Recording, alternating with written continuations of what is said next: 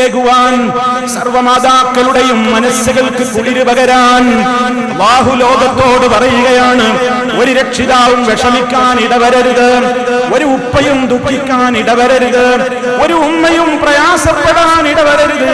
കാരണം മക്കളെ, ഉപ്പയെയും ഉമ്മയെയും ഒക്കെ ആരോഗ്യമുള്ള സമയത്ത് അവരുടെ തണലിലാണ് നിങ്ങൾ ജീവിക്കുന്നത്.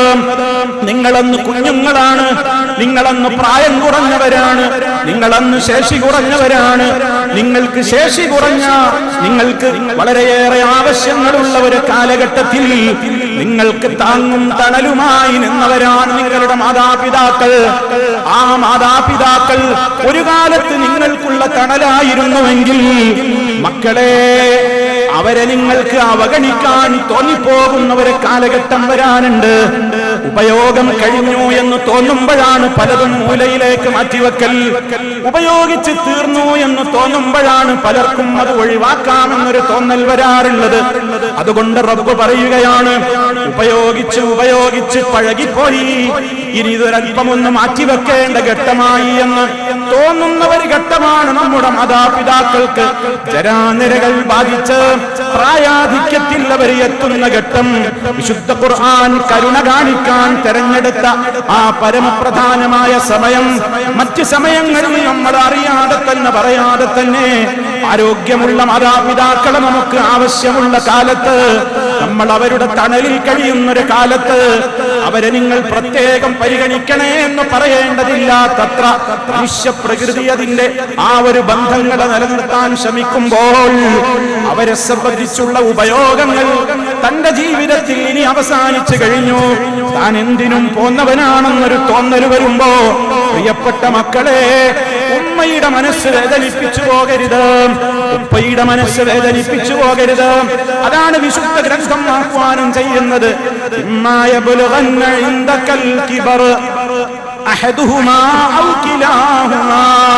ആ മാതാപിതാക്കൾ രണ്ടിൽ ആരെങ്കിലും ഒരാളോ അല്ലെങ്കിൽ രണ്ടാളും തന്നെയുമോ നിന്റെ അടുക്കൽ അവര് പ്രായാധിക്യത്തിലെത്തിക്കഴിഞ്ഞാൽ എന്ന് പോലും നിന്റെ ഉമ്മയോട് നിന്റെ ഉപ്പയോട് നീ പറയല്ല മോനെ. അതെ, നീ അവരോട് ഏറ്റവും മാന്യമായ വർത്തമാനമേ പറയാവൂ. അവരുടെ ചിറകുകൾക്ക് കീഴിലാ മോനെ ഇത്രക്കാലം നീ വളർന്നത്. മക്കളെ, ഇനി അങ്ങോട്ട് നിങ്ങൾ എന്ത് ചെയ്യണം? അവർക്കിരുവർക്കും നിങ്ങൾ താഴ്ത്തിക്കൊടുക്കണം. കാരുണ്യത്തിൽ പൊതിഞ്ഞ നിലക്കുള്ള വിനീത ഭാവത്തോടെ ആ ചിറക് നിങ്ങൾ അവർക്ക് വിരിച്ചു കൊടുത്ത് അവർക്കൊരു തണലേകണം. മക്കളെ, നിങ്ങൾ എന്ത് തന്നെ അവർക്ക് കൊടുത്താലും അതൊന്നും പകരമാവില്ല അവർക്ക് അവർ നിങ്ങളോട് ചെയ്തു തന്നിട്ടുള്ള കാരുണ്യത്തിന്. അതുകൊണ്ട് റബ്ബിനോട് പറയണം മക്കളെ, റബ്ബിർഹംഹുമാ കമാ റബ്ബയാനി സഗീറാ. നിരന്തരമായ പ്രാർത്ഥനകൾ, നിരന്തരമായി റബ്ബിനോട് കൈകൾ ഉയർത്തിക്കൊണ്ടുള്ള തേട്ടങ്ങൾ. ഇവിടെ നമ്മളൊരൊറ്റ വശമേ ഞാൻ നിങ്ങളോട് ഈ സമയത്ത് സൂചിപ്പിക്കുന്നുള്ളൂ. അവഗണനയുടെ ഘട്ടം വരുന്നത് പ്രായാധിക്യം വരുമ്പോഴാണ്. പ്രായമായ ഉമ്മക്കും ഉപ്പക്കും ഒരു തോന്നലാണ് പലപ്പോഴും വരാറുള്ളത്, എന്റെ മക്കളൊക്കെ വളർന്ന് വലുതായി, അവരുടേതായ ശേഷിയിലെത്തി, അവരുടേതായ താല്പര്യങ്ങളും കാര്യങ്ങളും സ്വന്തമായി നടത്താനുള്ള ഒരു ഘട്ടമായപ്പോൾ ഈ ഉപ്പ അവന് വേണ്ടാത്തവനായി, ഈ ഉമ്മ ഇപ്പോൾ അവന് കണ്ണെടുത്താൽ കാണാൻ പറ്റാത്തവനായി, ഒരു മുശാവറയും ഒരു കാര്യത്തിലും ഇല്ലാതെയായി. അതുകൊണ്ട് എന്റെ പ്രിയപ്പെട്ടവരെ, ഈ വിശുദ്ധമായ ഗ്രന്ഥം നിങ്ങൾ തണലിട്ട് കൊടുക്കണം എന്ന് പറയുന്ന ഒന്നാമത്തെ വിഭാഗം നമ്മുടെ മാതാപിതാക്കളാണ്. നമ്മൾ എത്ര ഉന്നതരാവട്ടെ, എത്ര ബുദ്ധിശക്തിയുള്ളവരാവട്ടെ, എത്ര വലിയ ഉന്നതങ്ങളിൽ വിരാജിക്കുന്നവരായിരുന്നാലും പ്രായമായ മാതാപിതാക്കൾ ഓർമ്മയുള്ളവരായി നമ്മുടെ ജീവിതത്തിലുണ്ടോ? ഏതൊരു കാര്യവും നീ അവരോടൊന്ന് മുശാവറ നടത്ത്. ഉപ്പാ എന്ന സ്നേഹത്തോടെ വിളിക്ക്, ഉമ്മ എന്ന സ്നേഹത്തോടെ വിളിക്ക്. ആ വിളിക്ക് കാത്തിരിക്കുകയാണ് നമ്മുടെ 10,000-ങ്ങളും ലക്ഷങ്ങളും അവർക്ക് വേണ്ട. ഉമ്മ എന്ന സ്നേഹ സ്നേഹത്തോടെ ഒരു വിളി, എന്റെ ഉപ്പ എന്ന സ്നേഹത്തോടെ ഒരു വിളി. ആ വിളിക്ക് കാത്തിരിക്കുന്ന 10,000-കണക്കിന് രക്ഷിതാക്കൾ ലോകത്ത് ജീവിച്ചിരിപ്പുണ്ട്. അവരുടെ മനസ്സുകൾ നോവിച്ചു പോകരുത്, അവരുടെ മനസ്സുകളെ കരയിപ്പിക്കരുത്, അവരുടെ മനസ്സുകളെ നൊമ്പരപ്പെടുത്തരുത്. എന്റെ പ്രായമായ ഉമ്മ, എന്റെ പ്രായമായ ഉപ്പ, അതെങ്ങനെയാണെങ്കിലും അതെന്റെ ഉപ്പയാണ്, ഉമ്മയാണ്. ഉമ്മ, ഉപ്പ, നിങ്ങളല്ലാത്ത ഒരാൾ എനിക്കില്ല. എന്റെ ഏത് കാര്യത്തിലും ഞാനേറെ പരിഗണിക്കുന്നത് എന്റെ ഉപ്പയെ തന്നെയാണ്, ഉമ്മയെ തന്നെയാണ്.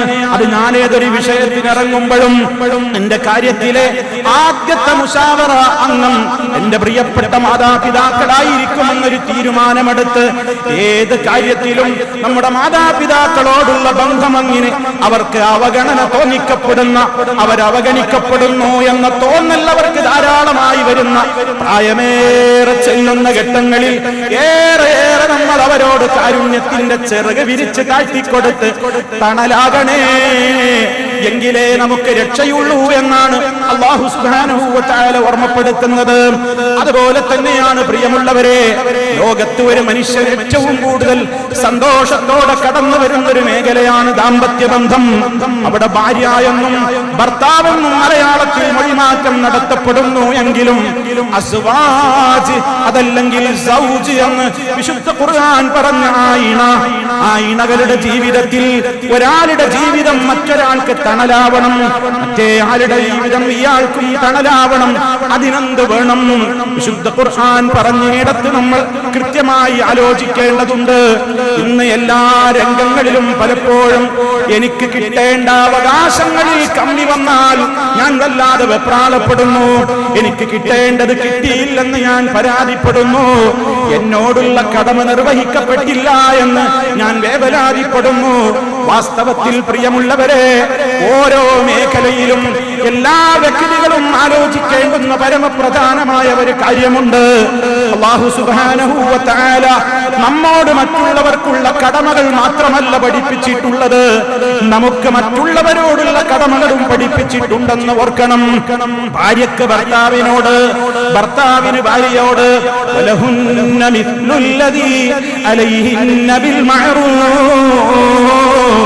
അതെ, ആ സ്ത്രീകൾക്ക് നിങ്ങളോട് അവർക്ക് എന്തൊക്കെ ചെയ്യേണ്ട കടമകളുണ്ടോ അതിലേറെ അതേപോലെ തന്നെയുള്ള അവകാശങ്ങൾ നിങ്ങളിൽ നിന്ന് അവർക്കും കിട്ടേണ്ടതുണ്ട്. വആശിറൂഹുന്ന ബിൽ മഅറൂഫ്.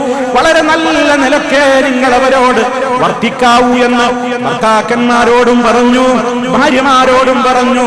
എന്താണ് കാരണം? ആ ജീവിതത്തിൽ പരസ്പരം തണലുകളായി മാറിത്തീരണമെങ്കിൽ വിശുദ്ധ ഖുർആൻ പറഞ്ഞു, നന്മയിൽ വഴിമുടക്കുന്ന പലരും നിങ്ങളുടെ മുമ്പിൽ, നിങ്ങളുടെ രക്ഷിതാക്കളിൽ, ആ രക്ഷിതാക്കളോട് ഓർമ്മപ്പെടുത്തി നിങ്ങളുടെ മക്കളിലും അതുപോലെ തന്നെ ഇണകളിലും, ഇന്ന മിൻ അസ്വാജികും വഔലാദികും അദുവ്വൻ ലക്കും ഫഹ്ദറൂഹും. നിങ്ങൾക്ക് ശത്രുക്കളുണ്ട്, നിങ്ങൾ വിചാരിക്കുന്ന രൂപത്തിലല്ലാതെ നീങ്ങുന്നവരുണ്ടായേക്കാം.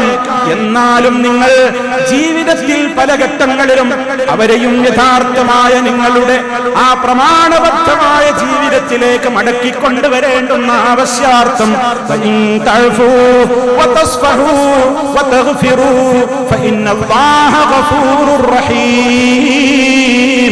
നിങ്ങൾ മാപ്പ് ചെയ്യണേ, നിങ്ങൾ വിട്ടുവീഴ്ച കാണിക്കണേ, നിങ്ങൾ പുറത്തു കൊടുക്കണേ. അത് നിങ്ങൾ ചെയ്യുകയാണെങ്കിൽ അല്ലാഹു നിങ്ങളോട് പൊറുക്കുന്നവനാണ്, കരുണയുള്ളവനാണെന്ന് പറയുന്നത്. ദാമ്പത്യ ജീവിത രംഗത്തും നമുക്ക് പരസ്പരം ഉണ്ടായിരിക്കേണ്ടുന്ന നമ്മുടെ കടമകളും നമ്മുടെ അവകാശങ്ങളും ശരിപ്പെടുത്തുന്ന ഒരു കാര്യമാണ്.